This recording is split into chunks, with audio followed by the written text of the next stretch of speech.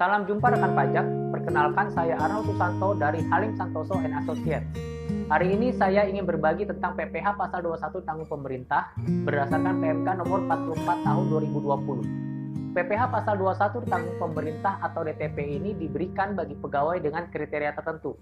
Kriteria-kriteria ini adalah yang pertama, pegawai tersebut menerima penghasilan dari pemberi kerja yang memiliki kode klasifikasi lapangan usaha atau KLU sebagaimana dimaksud dalam lampiran huruf A PMK 44. Ada 1062 jenis KLU yang ditetapkan di sana. Atau perusahaan tersebut, pemberi kerja tersebut memiliki izin kawasan berikat, atau pemberi kerja tersebut memiliki izin kemudahan impor tujuan ekspor alias KITE. Kriteria kedua adalah pegawai tersebut harus sudah memiliki NPWP jika ingin memanfaatkan insentif. Dan yang ketiga, pada masa pajak tersebut, pegawai ini menerima penghasilan bruto yang tetap dan teratur yang jika disetahunkan tidak melebihi 200 juta per tahun.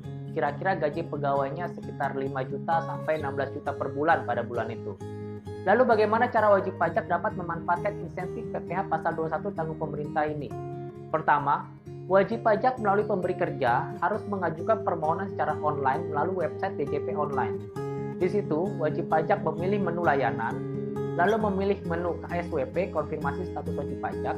Nanti akan muncul apakah wajib pajak tersebut memenuhi kriteria insentif atau tidak. Berikutnya, bagi pemberi kerja yang sudah memenuhi kriteria dan ingin memilih untuk memanfaatkan insentif, akan langsung terbitkan notifikasi persetujuan. Sedangkan bagi pemberi kerja yang tidak memenuhi kriteria, dapat mencetak surat penolakan. Setelah insentif disetujui, maka pegawai dari pemberi kerja yang memanfaatkan insentif tersebut akan mendapatkan penghasilan penuh dari gajinya bulan itu, karena PPh 21-nya telah ditanggung oleh pemerintah. Berikutnya, saya juga akan memaparkan contoh penghitungan PPh pasal 21 ditanggung pemerintah. Contoh penghitungan PPh pasal 21 ditanggung pemerintah adalah seperti kasus di bawah ini. Diketahui PT Sehat Selalu bergerak di industri makanan bayi dengan kode KLU 10791. Kode KLU ini kode yang memperoleh insentif. PT Sehat Selalu telah mengajukan pemberitahuan insentif PPh pasal 21 ditanggung pemerintah pada tanggal 11 Mei 2020. Dengan demikian, PT Sehat Selalu berhak memanfaatkan insentif sejak masa April 2020 sampai September 2020. Daftar pegawai PT Sehat Selalu pada bulan April 2020 adalah sebagai berikut. Ada 3 pegawai A, B, dan C. A memiliki NPWP, B tidak memiliki NPWP, sedangkan C juga memiliki NPWP.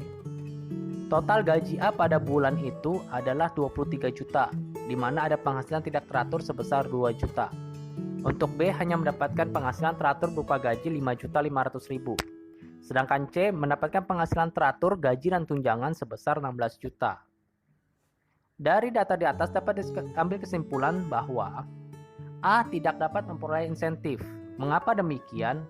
Karena A tidak memenuhi kriteria penghasilan brutonya yang disetahunkan tidak lebih dari 200 juta.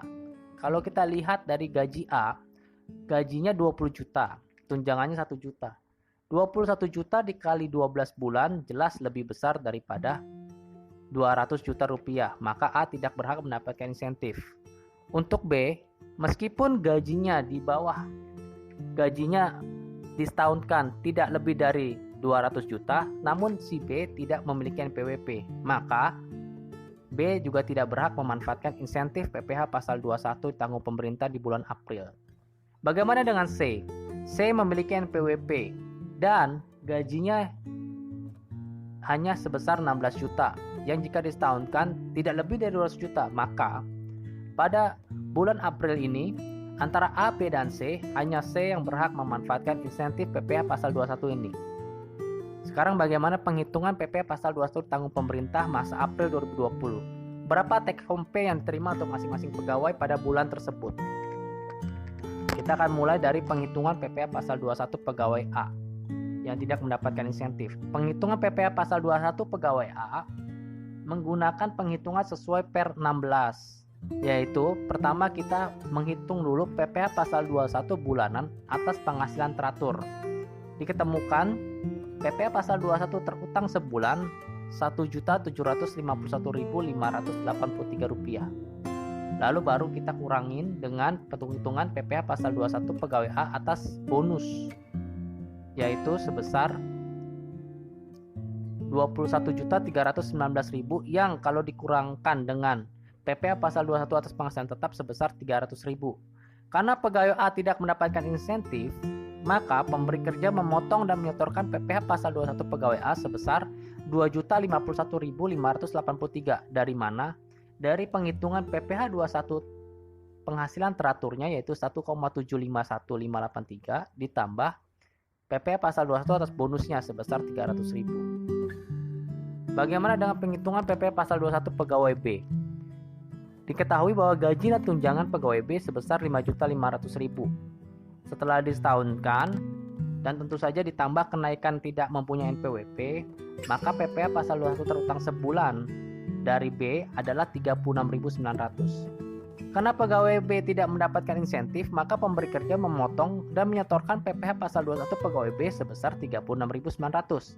Selain itu, karena penghasilan pegawai B pada bulan April 2020 telah melebihi PTKP penghasilan tidak kena pajak, maka pegawai B wajib mendaftarkan diri untuk memperoleh NPWP paling lama pada akhir bulan berikutnya. Jika pada akhir bulan berikutnya pegawai B penghasilan tetapnya tidak lebih dari 200 juta jika disetahunkan, pegawai B berhak mendapatkan insentif pada bulan selanjutnya. Penghitungan PPh pasal 21 pegawai C, ini yang mendapatkan insentif. Kita harus hitung dulu gaji dan tunjangannya di total, yaitu 15 juta tambah 1 juta sebesar 16 juta. Setelah kita setahunkan, lalu kita menemukan PPh pasal 21 terutang setahun 13.549.000 yang kemudian nanti dibagi 12 sehingga PPh 21 satu bulan itu 1.129.083 rupiah. Karena pegawai C mendapatkan insentif, maka pemberi kerja tidak memotong PPh pasal 21 pegawai C tersebut. Atas PPh pasal 21 itu harus dibayarkan kembali secara tunai oleh pemberi kerja pada saat pembayaran penghasilan kepada pegawai C. Berapa yang dapat diterima oleh pegawai masing-masing pegawai setelah melakukan penghitungan PPh pasal 21, maka besarnya penghasilan yang diterima masing-masing pegawai pada bulan April 2020 adalah A. Mendapatkan 20.548.417. Dari mana? Setelah gajinya, tunjangannya, dan bonusnya dijumlah, dikurangi iuran pensiun, lalu dikurangi lagi dengan PPh pasal 21 yang harus dipotong pada bulan itu. Sedangkan B, gajinya 5.500.000, dikurangi iuran pensiun pada bulan itu, dikurangi PPh pasal 21 karena tidak mendapatkan insentif, sehingga B menerima 5.353.100 rupiah. Bagi C yang mendapatkan insentif, maka gaji dan tunjangannya ditambah 16 juta, dikurang iuran pensiun 320.000, dikurangi lagi PPh pasal 21 1.129.083, tetapi kemudian karena mendapatkan insentif, maka PPh pasal 21 yang dikurang tadi ditambahkan kembali 1.129.083 rupiah, sehingga C membawa pulang 15.680.000. Contoh penghitungan PPh pasal 21 ditanggung pemerintah untuk PT Sehat Selalu. Setelah kita melakukan penghitungan PPh pasal 21 ditanggung pemerintah, selanjutnya kita harus membuat SSP PPh pasal 21 ditanggung pemerintah dan merekamnya dalam ISPT. Hal pertama yang harus kita ketahui sebelum membuat SSP PPh pasal 21 ditanggung pemerintah adalah memisahkan antara pegawai yang PPh pasal 21 yang mendapatkan insentif dengan pegawai yang tidak mendapatkan insentif. Seperti contoh PT Sehat Selalu yang tadi baru saja kita bahas.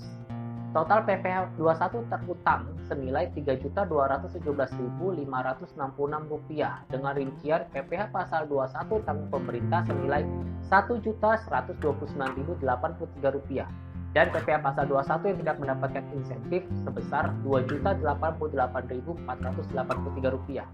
Maka PT Sehat Selalu pada bulan itu harus membuat dua jenis SSP, yaitu SSP untuk PPh pasal 21 yang memperoleh insentif maupun PPh pasal 21 untuk yang tidak memperoleh insentif. Atas PPh pasal 21 yang tidak mendapatkan insentif, wajib disetorkan paling lambat tanggal 10 bulan berikutnya, mengikuti prosedur normal. Sedangkan bagi PPh pasal 21 yang memperoleh insentif, harus dibuatkan SSP yang berbeda sedikit dan tidak perlu disetorkan pajaknya.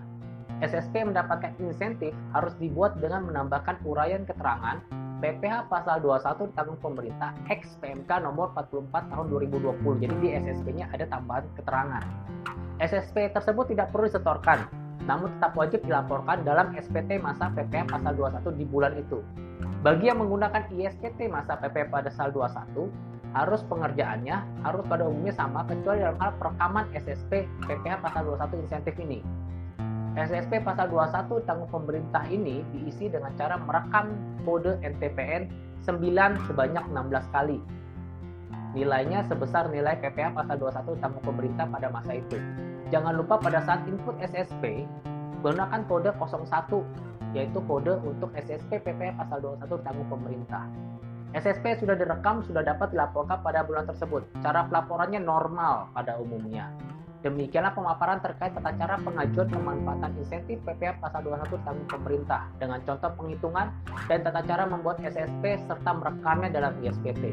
Untuk informasi teknis lebih lanjut, para rekan dapat mengunjungi website kami yang tertera di bawah ini atau menghubungi kami di kontak yang tersedia pada website tersebut. Semoga bermanfaat. Sampai jumpa di lain kesempatan. Terima kasih.